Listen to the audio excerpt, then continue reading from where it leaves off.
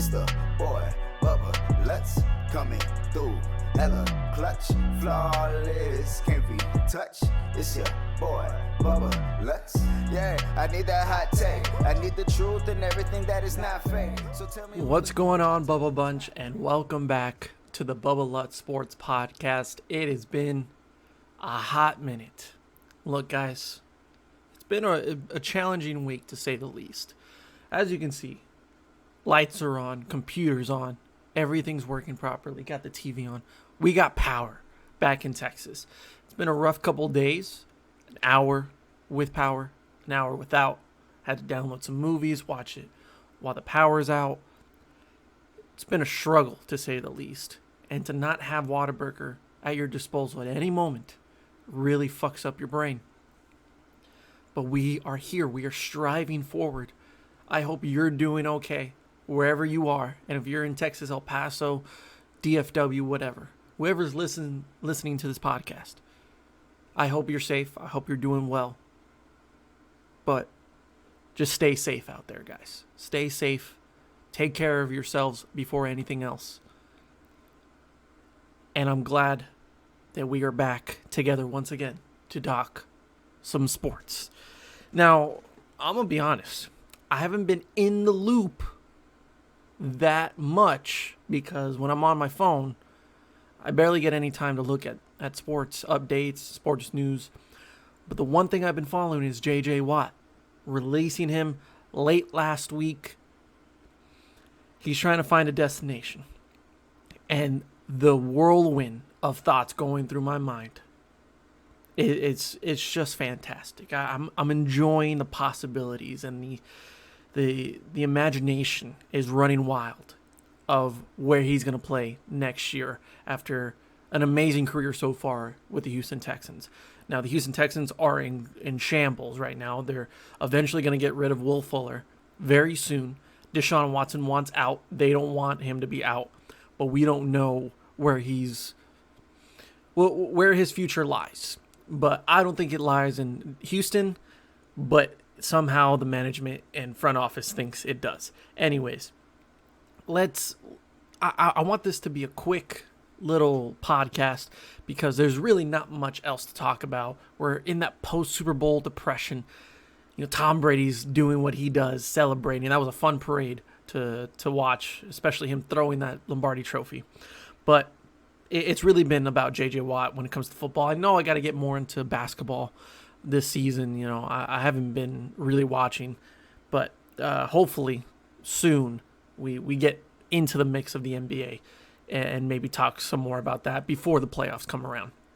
Now, before anything else, I hope you're having a wonderful day, except if you're a person that turns on the shower and doesn't let it heat up, you just immediately walk into the shower. You are a psychopath, and I don't wish you a very good day. Now, let's get back on course. Ladies and gentlemen, 95 subscribers on YouTube. We're over 2,000 listens on all audio platforms. And this last week of not doing a podcast, you know, with the new job and with the winter storm this week, it's been killing me, man. It's been really killing me because I want to do something. But to take that risk of the power being able to go out in the middle of the podcast, I don't want to take that risk. So now that I've had power all day, I feel comfortable doing this now. Barring any just tragedy that they just turn off the power at 9:48 p.m., we're going to be fine. So, briefly, let's just talk about J.J. Watt and where he could potentially go this offseason.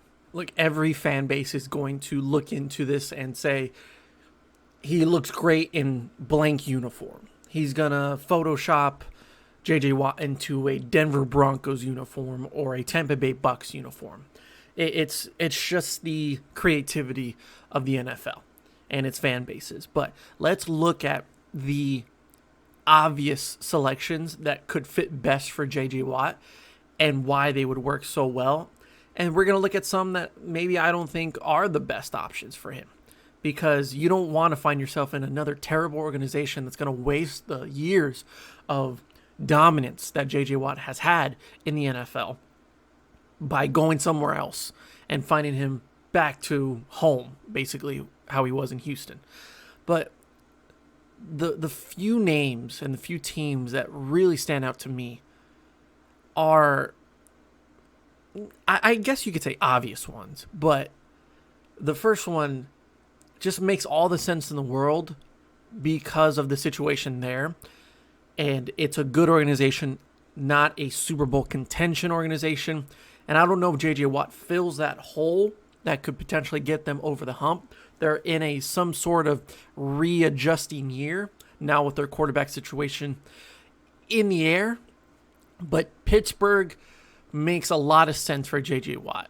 And of course, it's going to mean that he's going to team up with his brother TJ, who was a highly controversial runner-up to the Defensive Player of the Year behind Aaron Donald. Stats say that TJ Watt should have won that award. I agree that he should have won the award. Look, I'm not going to disagree that Aaron Donald is the most dominant player in the NFL defensively and one of the scariest dudes on the planet. It's tough because every year you could say that LeBron should win the MVP in the NBA, but yet there are some years where when it doesn't go his way, we're looking at like why the stats fit more to LeBron, and then we make the argument of like, well, we know he's the best, but let's give some other people some props. I feel like this is the type of year to say that about Aaron Donald and TJ Watt. Look, Aaron Donald is above anybody else the most dominant defense player in all of football. And for a short time, J.J. Watt was that player that even if he didn't win the award, we all knew that he was great and he was award-winning caliber of a player. But we let it slide because we were like, well, this player, like, we can't give it to him every year. And I get it.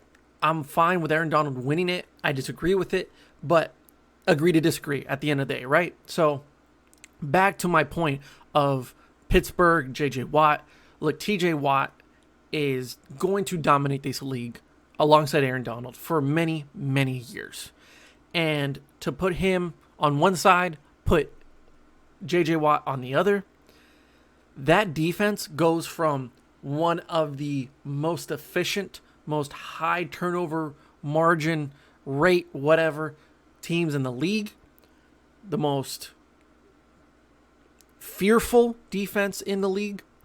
But for me, for a guy like J.J. Watt to say, I'm willing to get a friendly team deal in order to play with my brother, to play with a great defense that I will elevate even more, and an offense that has all the potential in the world if they can figure out their quarterback situation.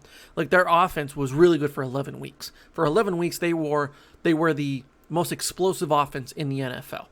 And past week 11, something changed for the Pittsburgh Steelers. I don't know if it was cockiness or teams finally figured them out, but all in all, they are still a good organization with a lot of potential, a lot of talent. And J.J. Watt only adds to that. He only elevates that even more. So to say that at the end of the day, he will go to Pittsburgh to play alongside his brother, which we've never really seen at that level. We've seen the McCourty brothers in New England. We've seen it before. It's not like it's a impossible thing to do. But think about the potential of the numbers that the Watt brothers can put together. Because we've seen, like, they're not even brothers biologically, but Preston Smith and Za'Darius Smith in Green Bay. Look, those two brothers are really fun to watch, right?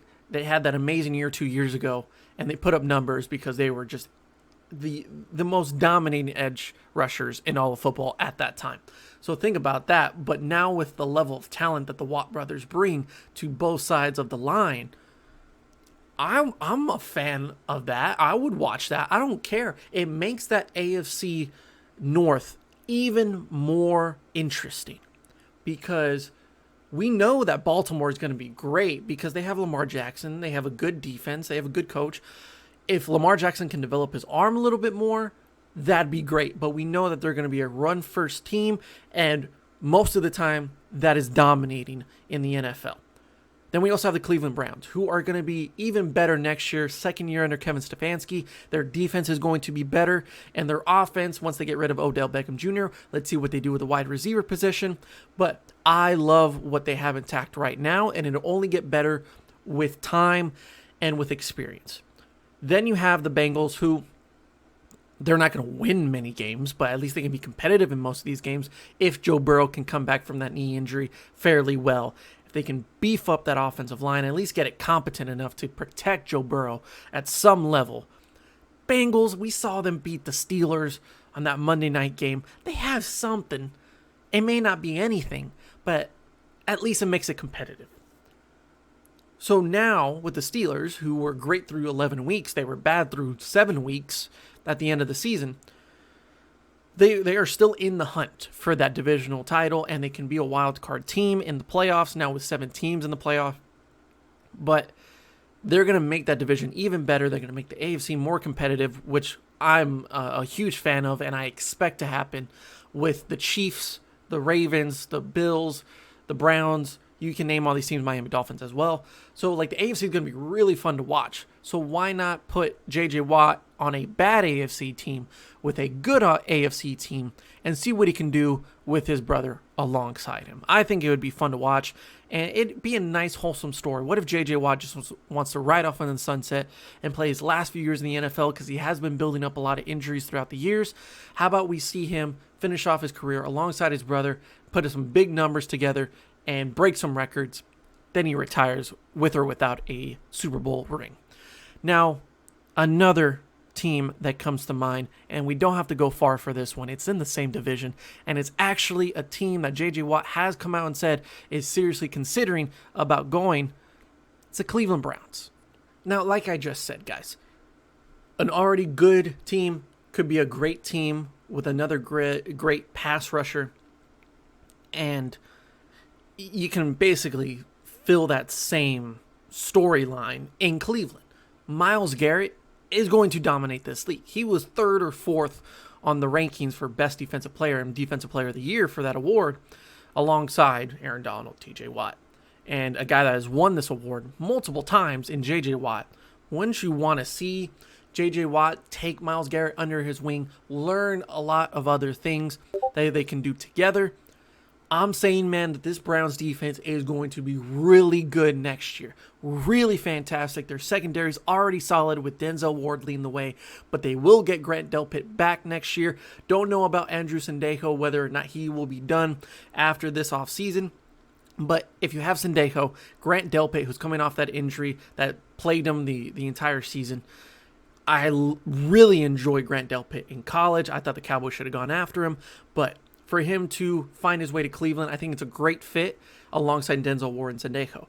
And then you have that defensive front led by Myles Garrett and a lot of great guys, but J.J. Watt brings a level of intensity and really distracts an offensive line with the amount of attention he needs to bring to wherever you place J.J. Watt. You already have to do enough for Myles Garrett, so why not add J.J. Watt to that? If you're Kevin Stefanski, you're an offensive-minded coach. So you're like, this may not be my expertise, but I do know that J.J. Watt will dominate if he is alongside Myles Garrett. And I don't want to see that happen in Pittsburgh. If Kevin Stefanski has any idea about winning football games and wants to win a divisional title, get himself back into the playoffs once again, and maybe even reach farther than when he did this season, you need to bring J.J. Watt to Cleveland. You need to do it because it's either him, it's either Pittsburgh, or it's another AFC team that I'll talk about in a second. But you do not want your rival that is probably your best competition alongside Baltimore, but I think Pittsburgh beats them out depending on what they do with their quarterback situation. You need to get J.J. Watt and convince him, don't go play for your brother. Don't go play and wreak havoc on this league, because we know you'll do that in Pittsburgh. It's bound to happen, and we'll see a steel curtain once again in Pittsburgh. I need you to come to Cleveland and believe in us, because we have something special here. You got to set the pitch right. You got to sell him. You got to sell him, because it's easy for him to just go to Pittsburgh. Oh, TJ's there? Why not? They will make it work, and he will make it work because he says that he is making a friendly deal to the team in order to play with his brother. The Cleveland Browns don't have that luxury. So if you tell him, I get it, it's very easy for you to go with your brother, stay with your bloodline, and you know what the potential is there. But just know that what we're building in Cleveland is unlike any other. And your veteranship, your expertise, the things you can bring as a leader to this locker room is unimaginable to the human eye. Even Kevin Stefanski can't express how great it would be for J.J. Watt to be the leader of this organization and build something great in Cleveland, which we all want to see. We all loved seeing them make the playoffs and get a win in the playoffs. Don't get me wrong. It may not go as far as them winning the Super Bowl, but just imagine what it could be if now Cleveland set by the example of J.J. Watt to say, this is a tourist attraction. Joakim Noah, I'm sorry, you're wrong, but what's so good about Cleveland? They got J.J. Watt, they got Myles Garrett, they got Baker Mayfield and Nick Chubb. This is a place to go if you want to win. J.J. Watt can set that example, and he can lead the way. Unfortunately, if that doesn't happen, I think it finds its way to Pittsburgh. But Kevin Stefanski, you have the pitch. You have it right there. You have the same dominating numbers you can have with TJ Watt, but now it's with Myles Garrett. And you can sell the potential of that defense by saying your secondary is going to be really good. Your front seven is going to be good. And believe me, we're going to run the ball a lot. And it's going to be successful to the point to where you really don't have to be on the field that much. So when you are on the field, you're fresh, you're ready to go. And you don't have to be as banged up as you used to in Houston. We have a great offensive line here. We have a great organization that has a great front office that is making great moves. Wouldn't you want to be a part of that and lead the way 20 years from now? And when we look back at the success of the Cleveland Browns after just a terrible first 20 years of the 21st century, and you, alongside Myles Garrett, Baker Mayfield, Kevin Stefanski, can be the poster boys and the Mount Rushmore of the Cleveland Browns history. That's what you got to sell on him. And I'd be super excited to see the Cleveland Browns get another superstar and wreak havoc on the AFC like I know they can next season, and really prove that that defense is something to not ignore. I mean, they are going to be really good next year if they add J.J. Watt to that. I'm a big fan of J.J. Watt to the Cleveland Browns. They have the money for it. They have the team for it. They're building the right things. They're setting the foundation right in Cleveland. J.J. Watt would just add on to that. So I'm in love with that. Another name, like I mentioned, just another AFC team, is the New York Jets. Something about Robert Saleh just gets me riled up. Gets me thinking that there might be something going on in New York that we are not expecting. I love Robert Saleh. I think he brings an energy and a aggression to football that is needed in New York. The idea that Dan Campbell is trying to set in Detroit by saying we're going to break some kneecap or eat some kneecap, whatever, you're going to go like 1-15 next year. I think what he's trying to portray is exactly what Robert Saleh does and what he did in San Francisco with his defense, but what I think he will do in New York, he just doesn't express it. He does it with his actions. He does it with his team. And I think that there's going to be a nice bounce back year for the New York Jets after going 2-14 this past season, finally getting rid of Adam Gase. This is a new start for this Jets team.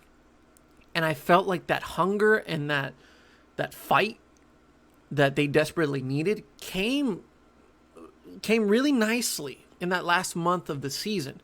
You know, they played well in those two games that they won against the Rams and the Browns. That Rams game really showed what they have. They may not have the superstars for it, but they have some fight to them. And I think that the New York Jets can make something out of that with Robert Saleh. And to bring a guy like J.J. Watt to that defense that is in desperate need of a superstar on that side of the ball, I would love to see the dynamic of Robert Saleh and a leader like J.J. Watt come together. I think that'd be a nice pairing to watch.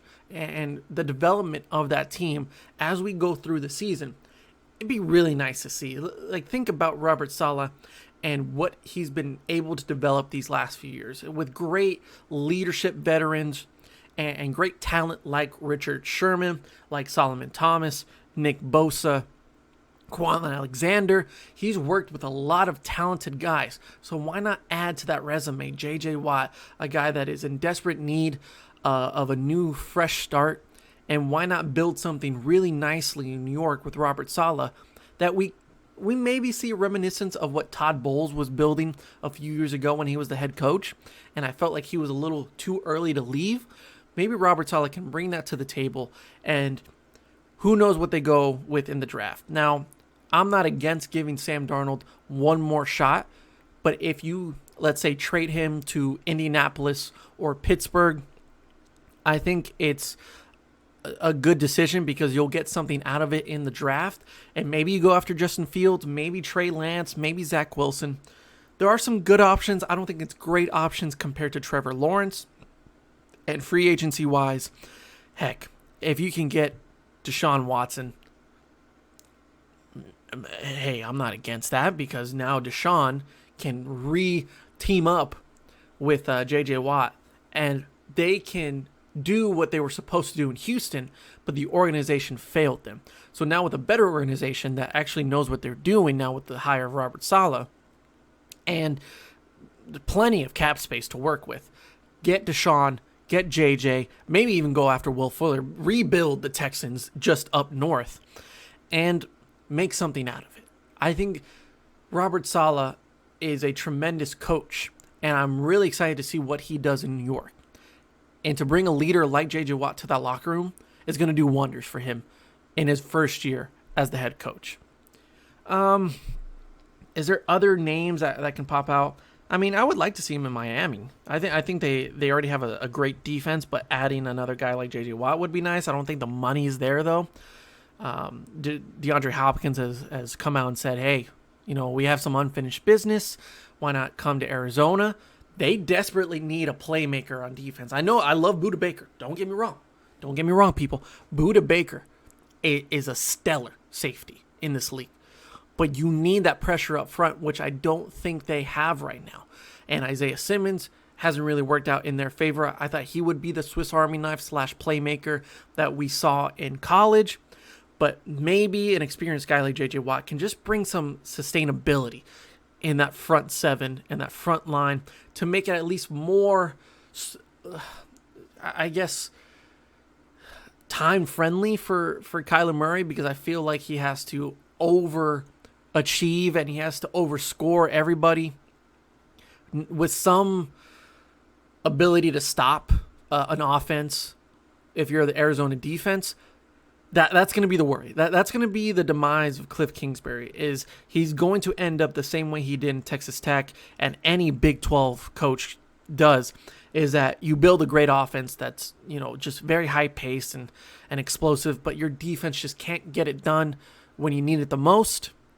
If you bring J.J. Watt to Arizona, at least you have some potential of that, or some comfortability in that.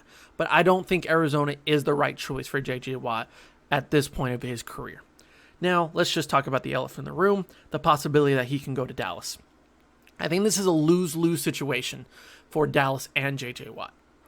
Either way you look at this, I don't think this ends up being any good or ends on a happy ending for either side. When we look at the J.J. Watt side, if you end up going to Dallas, you automatically become the best player on that defense. That is a blessing and a curse at the same time. There are many things wrong with that defense. And under the first year of Dan Quinn and a personnel that needs just a whole bunch of work, and we don't know what it's going to be like personnel-wise for the Dallas Cowboys. I'm going to do a different episode talking about what the Cowboys need to do this offseason. It may be this week, it may be next week. I just got to figure it out. I got a lot of ideas for episodes, but I'm going to talk about what they need to do this offseason. And one of those is just clear the room with that defensive personnel. They need to get rid of a lot of guys, and they need to do a lot of things. They need to be very active in free agency. Does J.J. Watt take up that role of high priority number one? I don't think so. I think adding him would be really nice. It would be a much better move than what he did last season with Deontay Poe and Gerald McCoy. I see a lot of potential in that defensive front for the Cowboys, but also it's Dallas, and they just bring a lot of false hope. So having him alongside DeMarcus Lawrence might be what they desperately need. I've been saying this nonstop for the last, I would say 3 or 4 years, man. But that defensive line, the last time it was great was when DeMarcus Lawrence and David Irving were together. And that was that the 2016? That had to be the 2016 year, because David Irving has now found his way back into the NFL, but he was out for a couple years. That 2016 year, rookie year for Dak Prescott and Ezekiel Elliott, that was a year that a lot of people don't talk about. And I feel like it's not given enough credit that David Irving had a show out. He just had the shooting star of a season. It came and you loved it. It was beautiful to watch, and then it was gone within a year or two. I thought David Irving was more important to that defense than DeMarcus Lawrence was. And it wasn't because I think that David Irving is more talented than DeMarcus Lawrence. That's not what I'm saying at all. DeMarcus Lawrence is a fucking talented guy, and he is very important to that defense. But I thought that the role that David Irving played on that team was highly, not even close. It was more impactful for the Cowboys' success than DeMarcus Lawrence was, because he stopped the run. He was just so lengthy, so strong, and freakish in the way that he played football, that he would stop the run, but he also get tremendous pass rush. And the way that he used his limbs as far as batted balls and deflections, it was unlike anything I've ever seen in a Cowboys uniform. And when he left, you saw the demise of that rushing defense for the Cowboys. You saw immediately that they could not stop anybody on the run. And that was the impact of David Irving. Before that, we have to go way back to the 2010s era of DeMarcus Ware, before all the injuries and before he moved on to Denver. That was the last time that we saw any presence on that defensive line. So to bring a guy like J.J. Watt alongside DeMarcus Lawrence, Gerald McCoy, hopefully he comes back to play for the Cowboys next year. I know that there's been mutual agreement that he would like to be in Dallas next year. If they keep Randy Gregory, if they keep Aldon Smith, which I don't agree with, but I can understand, this defensive front can be what they expected it to be last year before the season actually started. Now, Jim Tomsula, the fact that he couldn't do anything with that defensive front shocked me. But the one thing that really came together nicely, and it showed that there is a future in Dallas outside of DeMarcus Lawrence, outside of Aldon Smith and Randy Gregory, was Neville Gallimore. That guy really came together nicely toward the end of that season. And I am super excited to see what he can do in year 2, because we also have Tristan Hill, who before the injury this past season showed a lot of growth and maturity at that position. So now we have some depth at that defensive front, and only adding J.J. Watt will just be great. And no matter what, I keep saying this with any team, that he will make that team better, not just for the position, but for the entire defense. It's something that the Cowboys desperately need. Do they go after him? I don't think so. I really don't think at the end of the day this is the best move for the Cowboys. Now, for J.J. Watt, I've been saying nothing but positive things, but I'll end it on this, is that the questionable personnel and the first year under Dan Quinn, we still don't know what this Cowboys defense is all about. It's no longer Hot Boys. It's no longer a young, fast team. There's a lot of problems with this defense, and it's going to be better than what it was in Houston. I will say that, because Houston's defense has been just absolutely terrible. It's been one of the worst in the NFL. So it will be better than Houston, but is it a massive improvement? You may go from 30th-ish to 20-ish. Do you really want to do that? when you can be way better off with a great defense in Pittsburgh, a way better off defense in Cleveland, or, in my opinion, a New York Jets organization with a defense that could possibly beat out the Cowboys defense next year. So for me, it's just, I get it. It's the Dallas Cowboys. Anybody's going to be attracted by that. And not going to lie, J.J. Watt looks really nice in a Cowboys uniform, but I don't see it going that way because if you're chasing a ring, Cowboys aren't it. They are just not ready for it. If you're looking at the Cowboys side, well, Bubba, you're saying that like J.J. Watt would massively improve this defense, and it solves a lot of issues on that defensive front. You have some depth at that position, understandable, and if you can't cover anybody in the secondary, well, at least you can get to the quarterback and stop the run if you have J.J. Watt. 100%. I agree with you on all of those points. And not going to lie, if you want to sell me on the fact that J.J. Watt will be a Cowboy next season, go right ahead. But guess what? The one problem I have with the Dallas Cowboys signing J.J. Watt is this sends a horrible message to Dak Prescott. Think about it, guys. We are spending day in, day out thinking about why the Cowboys have not agreed to terms to sign Dak Prescott to a long-term deal. We're going each and every day wondering why, and as days go by, we're saying this is only going to end up terrible for the Dallas Cowboys. And one day we're going to wake up and we're going to get a notification. We're going to watch SportsCenter. We're going to watch Fox Sports, and we're going to see the Dak Prescott is going to hit free agency and become a New York Jet, a San Francisco 49er, and the Cowboys now look for a different quarterback for their future. This, every day, is becoming more and more of a possibility. And right now, if you ask me whether or not Dak Prescott will be a Dallas Cowboy or not, and where I fit on percentage-wise, I'm leaning toward the fact that he won't be a Dallas Cowboy next year. That fear is getting bigger and bigger each and every day because we are well into 2 months after the Cowboys left that field in Week 17 in their loss against the Giants. And still, priority number one is signing Dak Prescott, and we are still nowhere near that. And each and every day, I feel like we're getting the hint by Jerry Jones in this front office that it's not happening and they're making excuses for it. I could be dead wrong, and as I talk right now, as you're listening to this right now, they could be signing Dak Prescott and agreeing to terms in silence. I get that. And if at the end of the day, I have to put my foot in my mouth and be wrong about all this, gladly, because I want to see Dak Prescott as a Cowboy next year because I think he's the guy. I think he is the guy to lead this Cowboys team to a Super Bowl. But it is Jerry Jones. It is Stephen Jones, and they are just terrible at running this football team. They don't care about winning. They care about the money. So, the reason why it would be a bad decision for the Dallas Cowboys to go after J.J. Watt is if you sign J.J. Watt tomorrow to a 2-year deal or a 1-year deal, because a lot of free agents are going to go for 1-year deals as the salary cap gets lower this offseason. To sign J.J. Watt to a 2-year deal, 1-year deal for X amount of money, you are now saying that a guy that literally came off of a incredible stint with his team that drafted him and a city that he loves in Houston now suddenly finds his way to Dallas in a matter of days after being cut.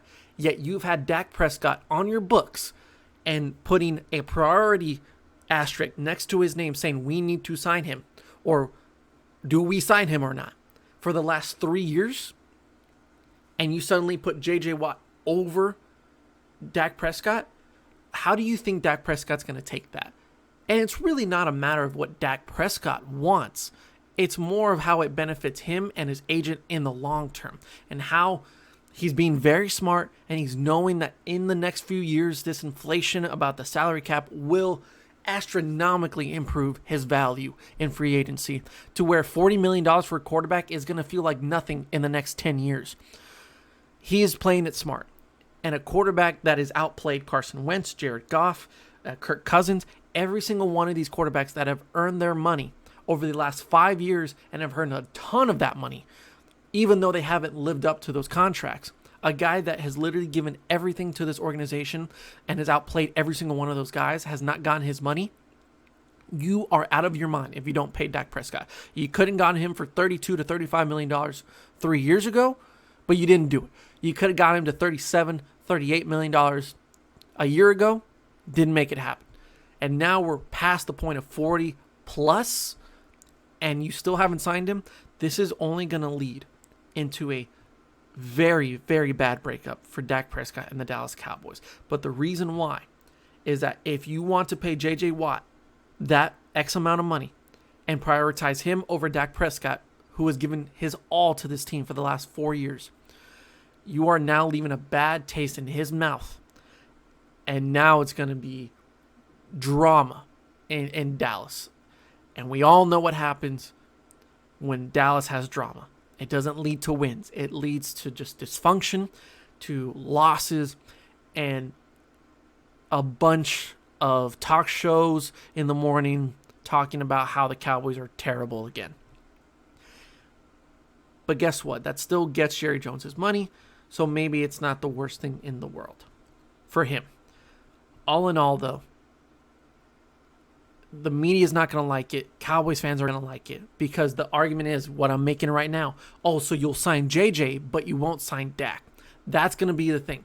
And when we get down the road in the 2021 season, at the end of the regular season, and we see the Cowboys out of the playoffs once again because they didn't sign their franchise quarterback and they went with Andy Dalton out of all people, we're going to come back to this and we're going to say, so they prioritized J.J. Watt over Dak Prescott.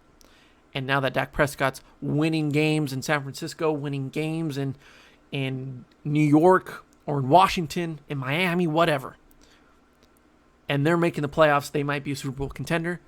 You deserve this, Dallas. You deserve to lose because you didn't know what you had until it was gone. And guess what? We're back to square one of the Cowboys being the laughingstock of the NFL because they wanted to sign a great defensive player who will make them 20% better, 30% better over a Dak Prescott quarterback that is the most prioritized position in football that makes them 90% better because that's how important that position is. And Andy Dalton can't do that. Andy Dalton can't bring that level of security to that position like Dak Prescott does. So all in all, I think this is a lose-lose for the Dallas J.J. Watt deal if that ends up happening. Am I going to be happy that they signed him? Yeah, because he's a great player. But I know that it'll lead to bad things happening in Dallas if that were the case. Now, if they sign Dak and then they immediately go and sign JJ, well, then we just wasted like 10 minutes of the podcast. But I don't think that's going to happen that way. Look, I'm really excited for JJ Watt to be in free agency. He's saying that it's wild. He's probably having more than 90% of the teams in the NFL going after him right now, and rightfully so. He's a great player, and he fits any system because he's just that damn good at being a leader and a player on that field. Now, before we go, I'll just say one more thing. Carson Wentz in Philadelphia. You are not worth a first-round pick. You will never be worth a first-round pick because this is not 2017. Indy is willing to give you more than what you deserve. If Philly thinks that they're going to get a first-rounder out of Carson Wentz after the last few years of his career, you are out of your goddamn mind. So humble yourself. Bring your ego down to about a 2 and just look yourself in the mirror and say, I am only worth a second-rounder and maybe a player. And that's being generous. The Colts are getting very frustrated. And if you want to end up having a competition between Jalen Hurts and Carson Wentz at the end of the day, and Nick Sirianni has to pick between the two of them, go right ahead. I don't think anybody's going to lose sleep over the fact that they lost Carson Wentz because they didn't give up a first-rounder. I think Indy will be fine. Indianapolis will find their quarterback because I know that if they don't get Carson, I got Sam Darnold just right above you, to the north of you. And the Jets are willing to take that offer for him. I'm going to look at a guy in the draft. I'm going to groom him. Or I wouldn't be that wrong about Mitchell Trubisky coming to Indy because Carson and Mitchell are just really there, like, together. So, like, I don't understand how Philly can be this egotistical and this demanding when they're the ones that have no leverage. They need to get rid of the money off their books. They need to rebuild because it is a new era in Philadelphia. And they don't have the gifts and the picks and the money to pick and choose what they can do. If a homeless man comes to you and starts negotiating about what he wants, look, not a lot of people are going to give you the time of day. And that's the truth. So pick and choose your battles. This is not your battle to win. Take the L, take the loss, take the picks, and just move on with your life. Because Carson Wentz doesn't look to be the future of the Philadelphia Eagles. I don't even think Jalen's the future of the Philadelphia Eagles, but it's over. It just deal with it and take what you can get out of Indy because they're in a Super Bowl contention level and you're not. Just live with it. And you're not going to be competitive in this NFC East. Actually, let me take that back because anybody's competitive in the NFC East if you have 53 guys on the roster. We saw last season that anybody's competitive in that division. Pick your battles. This isn't the right one. All right. That's going to do it for this episode of the Bubba Lutz Sports Podcast. I am so happy to be back, and I'm so glad to put out a podcast for you guys. I talked really fast in this episode, but I just had a lot on my mind, had a lot to get off my chest. I'm going to enjoy my power. I'm going to enjoy playing video games. And I will see you next time on the Bubba Lutz Sports Podcast. Yeah, hold on. Tell me who's your top 5 quarterbacks right now, dead or alive, huh? And how much do you care about a ring if the best player got carried by the team?